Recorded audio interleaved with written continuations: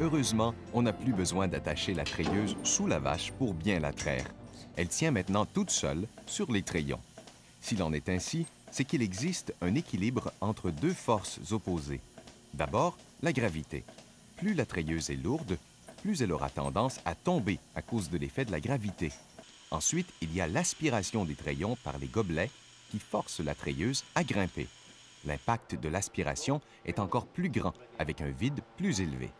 Dans cet exemple, le gobelet est bien placé sur le treillon, mais en fin de traite, il cherche à remonter. S'il remonte trop, le repli annulaire peut se refermer et la traite ralentira ou même arrêtera. Pour bien égoutter la vache, on est alors obligé de peser sur la griffe. Autre inconvénient d'importance, un gobelet qui remonte trop endommage les tissus à la base du pis.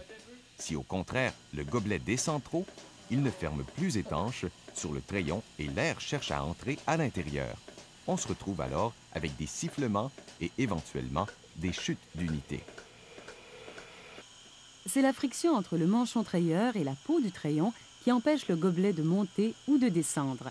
Cette friction est importante, mais parfois, elle n'est pas suffisante.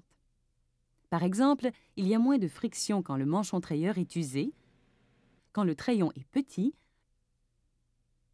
lorsqu'il se dégonfle en fin de traite ou encore lorsqu'il est mouillé.